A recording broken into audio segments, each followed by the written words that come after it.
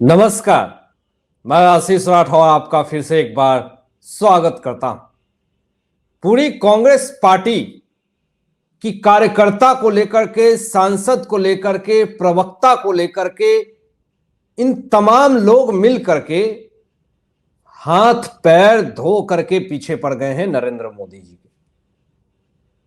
मतलब अच्छे काम को भी किस तरीके से, गलत तरीके से उसको एक्सप्रेस करना है, अगर उसकी ट्रेनिंग अगर आपको लेनी है तो आप कांग्रेस पार्टी के किसी प्रवक्ता, नेता, विधायक, सांसद से जाकर के मिल लीजिए। आपके अच्छे कामों को भी पूरी तरीके से उसको बुरे तरीके से आपको एक्सप्रेस करेगी। किस तरीके से टनल में 41 मजदूर फंसे हुए थे, उस पे एक बार भी समर्थन नहीं किया मोदी सरकार का, लेकिन कटाक्ष ये करने लगे कि टनल के बाहर जो 41 मजदूर निकल रहे हैं वहां भी कैमरा लगा दीजिए तो मोदी जी वहां भी खड़े हो जाएंगे। अरे शर्म कीजिए थोड़ा। लेकिन आज इन तमाम चीजों के बारे में नहीं बात करनी है कि ये क्या कटाक्ष कर रहे हैं, क्या नहीं कर रहे हैं, इस विषय में आज चर्चा नहीं करनी है क्योंकि इनकी लिस्ट बहुत लंबी है। आज कांग्रेस की पूरी तरीके से जो गंदगी, बुराई है उसका पर्दाफाश करके रख देना है आप लोगों के बीच में, और वो भी सबूत के साथ। सारे सबूत आपको दिखाएंगे कि किस तरीके से कांग्रेस ने फिर से एक घटियापंथी की, राहुल गांधी की किस तरीके से अब उनके ऊपर मुसीबतों का पहाड़ जो है वो टूट रहा है, और राहुल गांधी खुद इन मुसीबतों के पहाड़ टूटने का कारण खुद वो बन चुके हैं और कोई नहीं। इनकी नियति, इनकी सोच और इनकी विचारधारा की वजह से आज कांग्रेस पार्टी के नेता, विधायक ही वो चाहते हैं कि राहुल गांधी अब इस पार्टी से दूर रहें। ये इनकी गलती है। सबसे पहले तो राहुल गांधी की फिर से संसद सदस्यता जाने की बात हो रही है। क्यों? क्योंकि राहुल गांधी फिर से वही गलती कर रहे हैं, फिर से मोदी समुदाय को टारगेट करना। अब नरेंद्र मोदी जी को पनौती कहा है, उसको लेकर के भी इनके ऊपर बड़ी कार्रवाई हुई है, उस विषय में बात करेंगे, दिखाएंगे भी आपको। लेकिन यहां दोस्तों बड़ी बात यह आ गई है कि बार बार जो राहुल गांधी उठ करके विदेश भाग जाते हैं, अभी मोदी सरनेम का मामला चल ही रहा है, फिर से विदेश भागने की फिराक में है ये।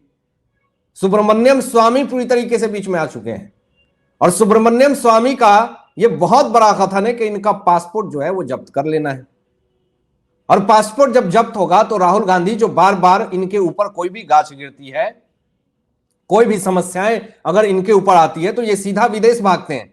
तो इस बार सुब्रमण्यम स्वामी ने इनकी पूरी तरीके से, समझिए, इनका हाथ पैर जो है वो काट दिया है। सुप्रीम कोर्ट भी इनको लतार लगा सकती है।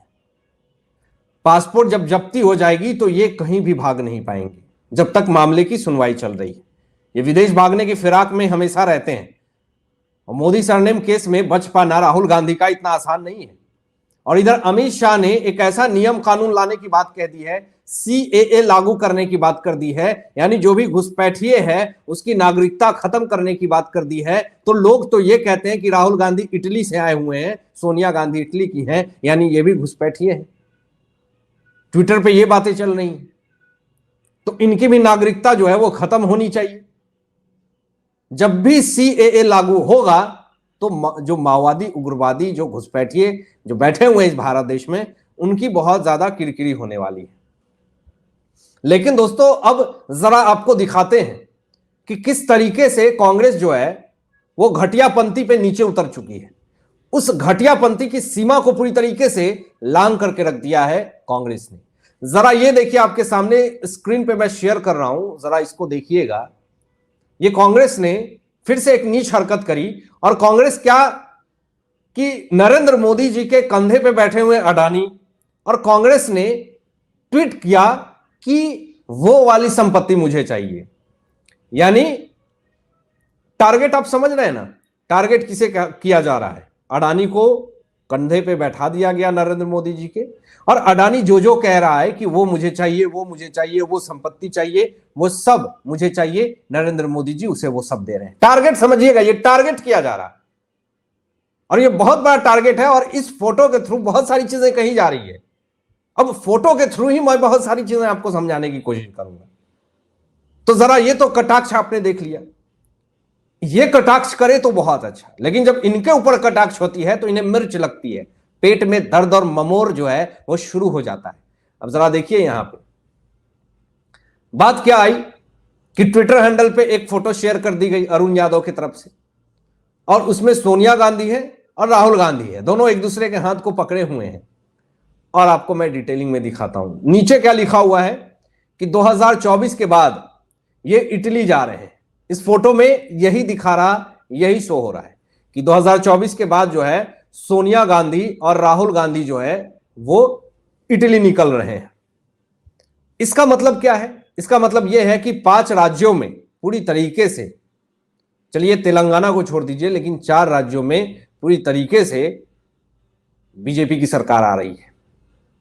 और ये 2024 की लोकसभा चुनाव की भी मैं बात कर रहा हूं, विधानसभा चुनाव की चलिए तो बात हो रही है, लोकसभा चुनाव में भी इनकी पूरी तरीके से किरकिरी और हार होने वाली है। तो राहुल गांधी, सोनिया गांधी, ये कोई बड़ी बात नहीं है कि ये 2024 के इलेक्शन के बाद जो है वो इटली चली जाएंगी। ये ट्विटर पे अभी चल रही है। लेकिन कांग्रेस कितना बड़ा झूठा है, कितना बड़ा मक्कार है, यह भी आपको ये फोटो में दिखेगा। जरा देखिए, आपके स्क्रीन पे शेयर कर रहा हूं मैं, ये एग्जिट पोल सारे लोगों ने दिखाया, और नाथ कांग्रेस ये कह रही है कि मध्य प्रदेश में तो मैं आ रहा हूं, लेकिन सच्चाई क्या है वो मैं आपको दिखाऊंगा। पहले इनके एग्जिट पोल को देखिए कि एमपी कांग्रेस में एग्जिट पोल जो है वो दिखाया गया कि मध्य प्रदेश में फिर कमलनाथ सरकार आ रही है। कांग्रेस को 151 सीट मिले, बीजेपी को 69 सीट मिले और अन्य को 10 सीट मिले। मतलब सोचिए ये इतना बड़ा झूठ कहां से ये लाते हैं।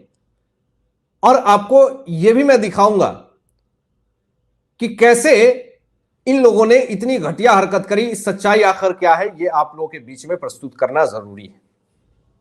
151 सीट दिखा दिया कांग्रेस का मध्य प्रदेश में, लेकिन सच्चाई आप लोगों के सामने है।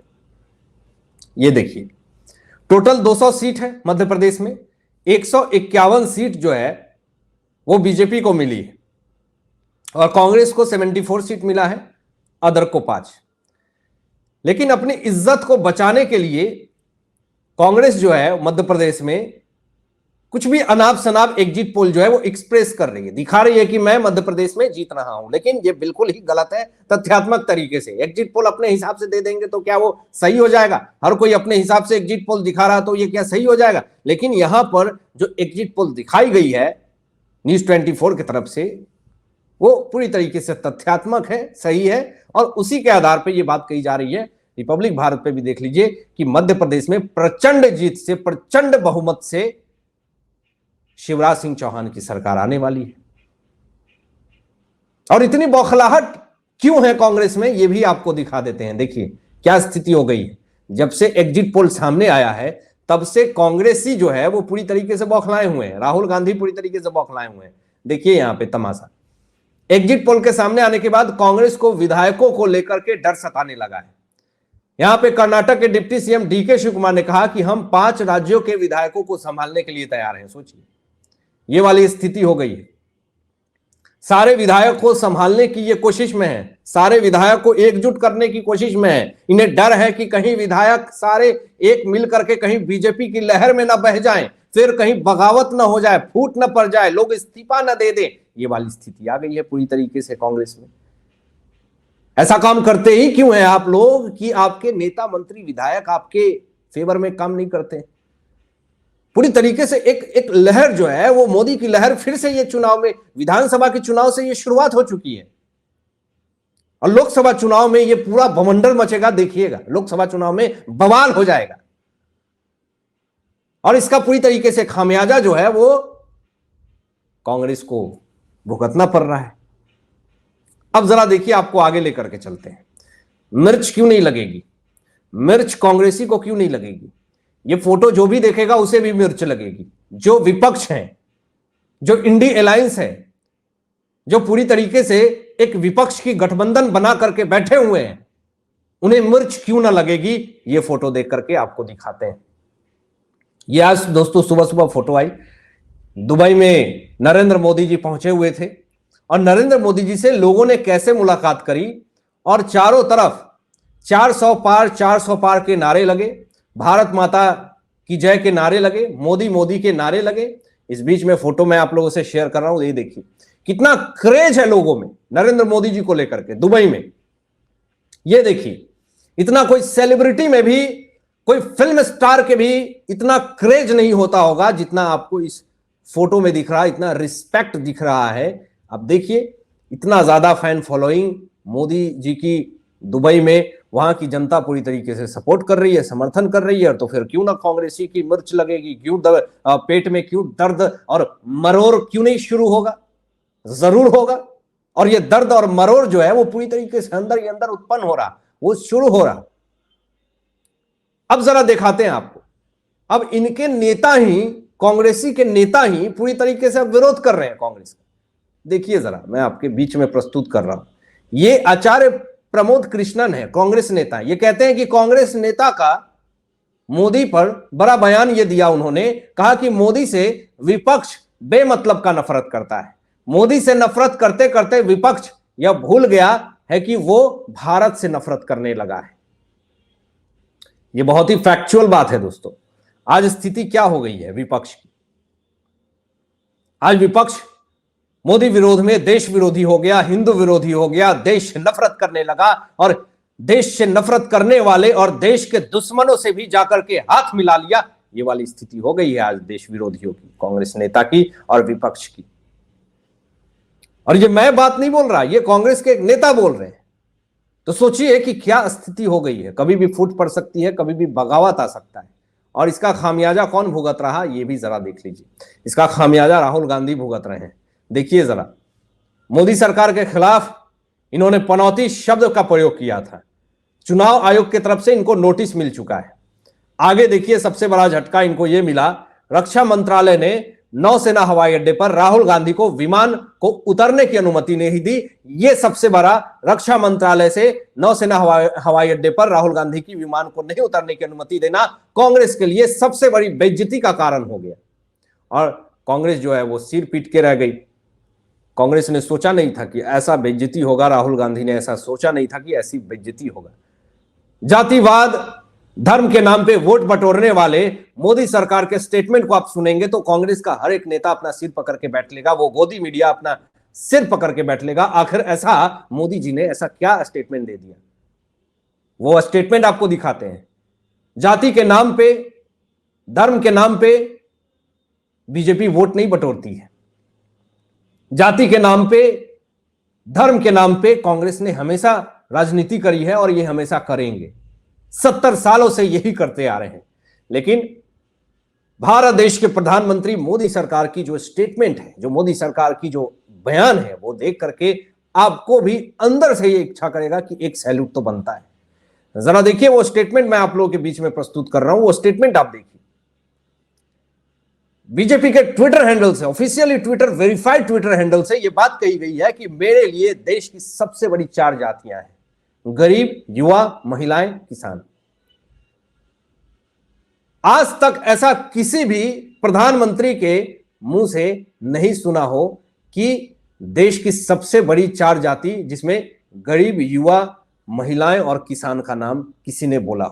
आज तक मैंने किसी भी नेता से, किसी भी विधायक से, किसी भी सांसद से, यहां तक कि प्रधानमंत्री के मुंह से भी नहीं सुना, जो इन 4 लोगों को जातियां समझती। आज तो जातियां, ये हिंदू है, ये मुस्लिम है, ये सिख है, ये ईसाई है, उसमें भी कैटेगरी है, ये है फलना ढिमका, न जाने कितनी सारी जातियों से हम लोगों को बांटते आए हैं और बांटते ही रहे हैं। और जातिगत जनगणना करते हैं ताकि जाति के नाम पे वोट बटोरी जा सके कि ये कास्ट का है, ये पिछड़ा हुआ है, इससे ज्यादा हमें आरक्षण मिलेगा, ज्यादा वोट आएगी। ये वो तमाम तरह की चीजें देश में होती हैं। लेकिन आज का पढ़ा लिखा युवा ये समझता है कि जातिवाद से ऊपर उठ करके देश की तरक्की के लिए हमें सोचना है। अब आप क्या सोचते हैं? इन तमाम मुद्दों पे अपने विचार व्यक्त कीजिएगा और ऐसे ही लेटेस्ट अपडेट पाने के लिए इस चैनल को सब्सक्राइब करके बेल आइकन प्रेस कर लीजिएगा और अपने दोस्तों में शेयर जरूर कीजिएगा। Thanks for watching my video. जय हिंद, सत्यमेव